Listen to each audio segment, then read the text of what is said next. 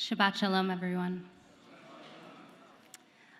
I have been thinking a lot about my Zaidi, my grandfather, these last few months. Zichrono livracha, may his memory be for a blessing. Something about the way of the world that is making me long to talk to him and connect to some wisdom. In my yearning for this conversation and truthfully my attempts at them, I am flooded with a memory that connects me deeply to him and to this mystical world that he dwelled in an ultra-Orthodox Hasidic world as a man. A world that I was not permitted to dwell in fully. It begins with a sea of white talitot. I remember seeing these prayer shawls dancing together, connected as if they were one.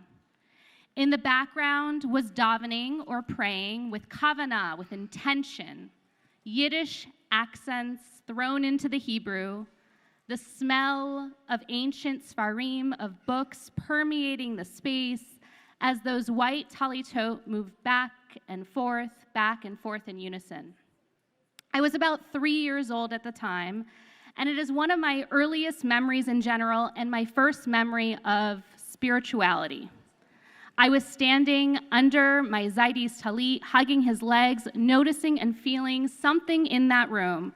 Call it God, divinity, angels, shards of light.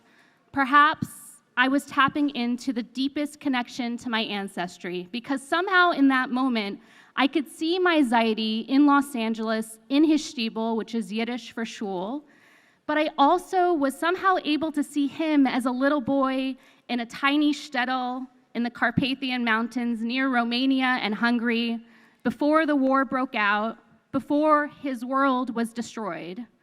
I see him maybe as 3, like me at the time, under his own Zaidi's talit, connected to something profound, something beyond the walls of the shtibel, something beyond the shtetl that he dwelled in, beyond those dancing talitot.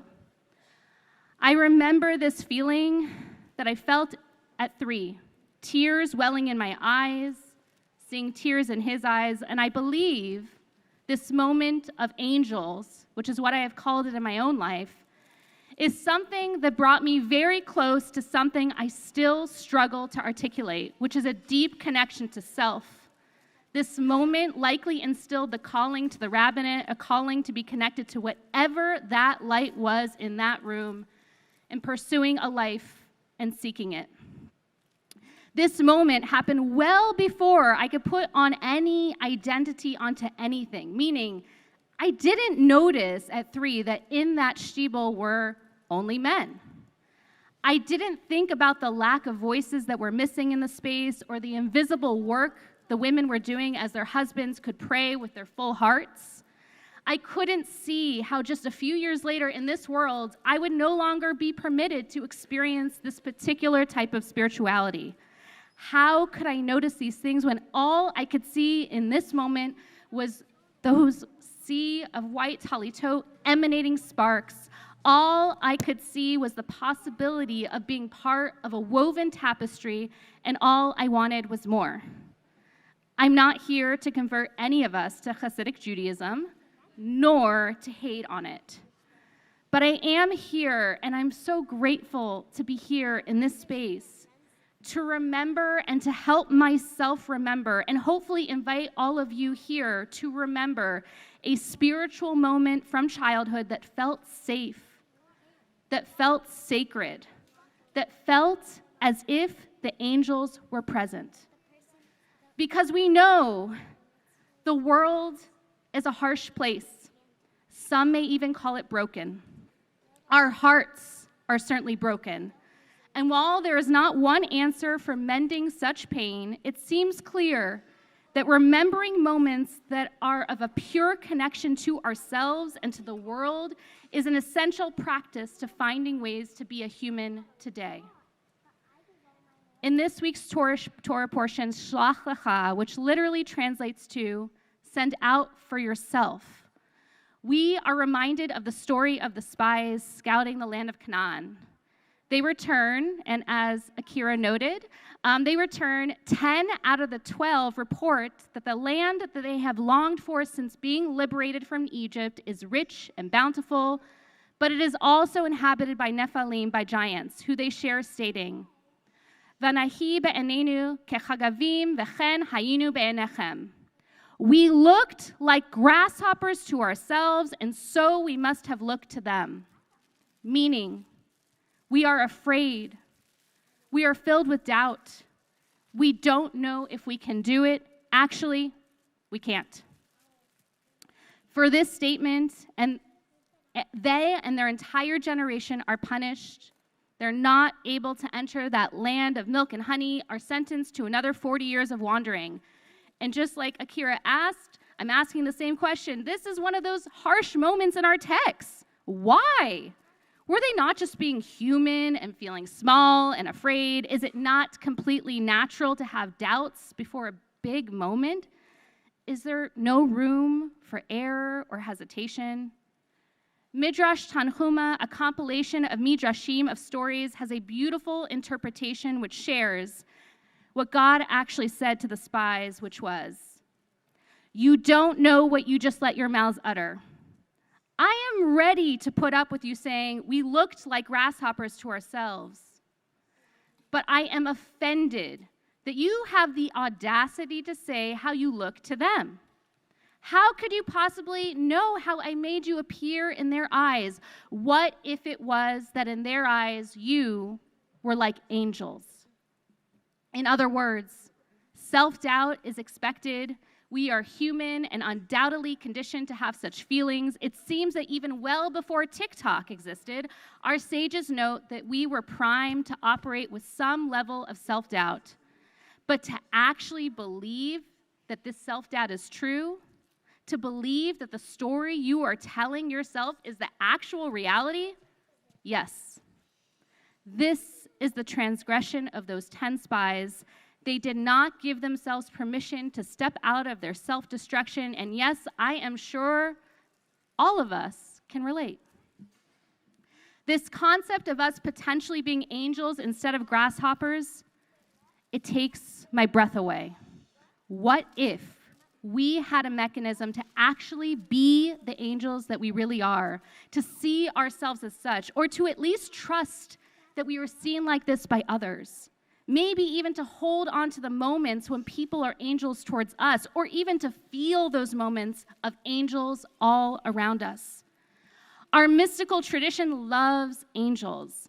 In the world like my Zaides before the war, it was not unheard of to lean on to the angels around us. In fact, even in our traditional rituals and liturgy, angels are everywhere.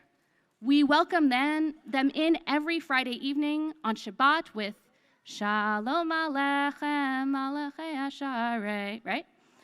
When we pray 3 times a day, we stand. We stand during the Amidah. We stand with our feet firmly together as one in order to stand as if we too are an angel, as if we stand among them. Angels are also all around us and are seen as messengers in the Torah during moments of hard and moments of joy. Think of Jacob's ladder with those angels going up and down during his moment of despair.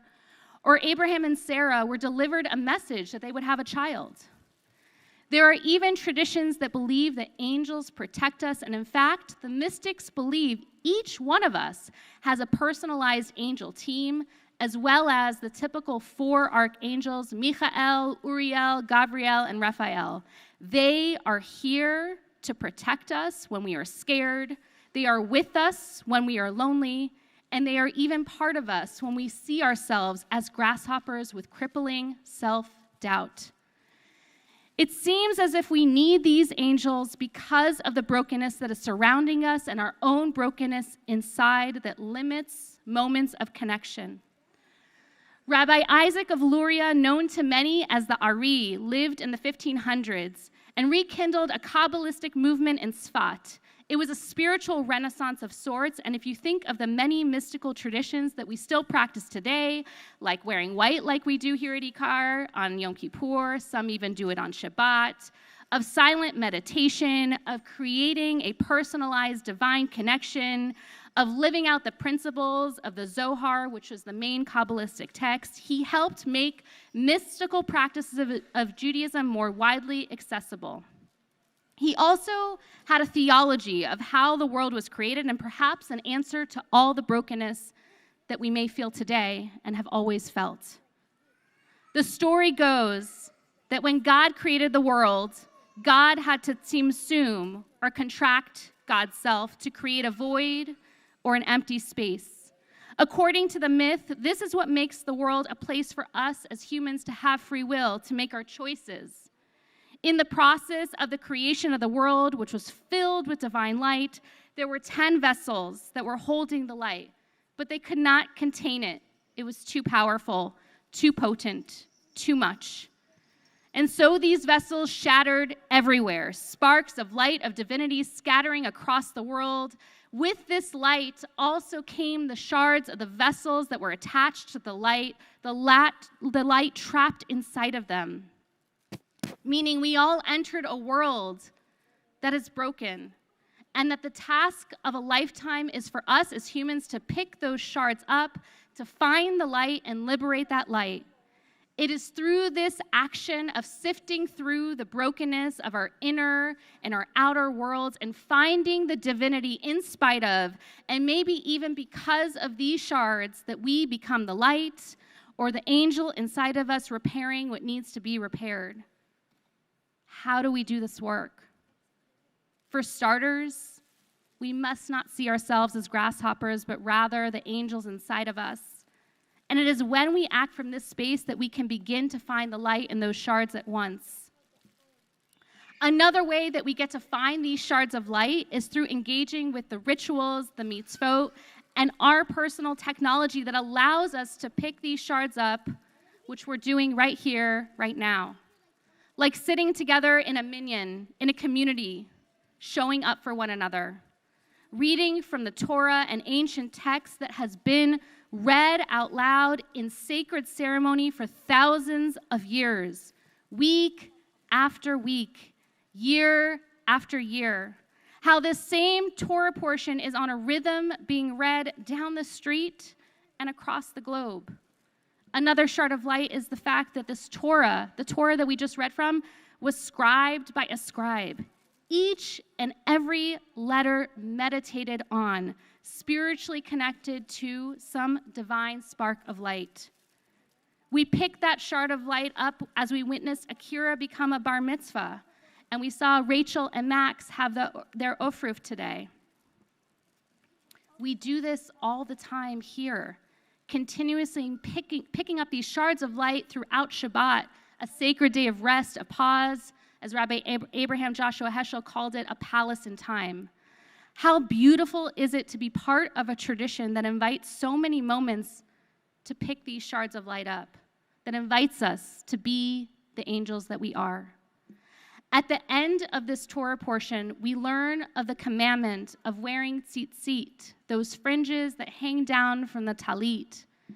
It's almost as if the Torah is inviting us to see these fringes and talitot as a possible antidote to that grasshopper moment, or the many moments of brokenness that we all will experience.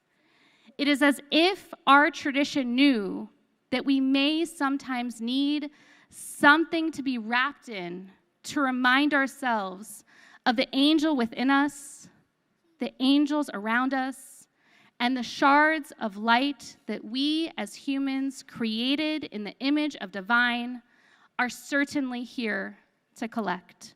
Shabbat Shalom.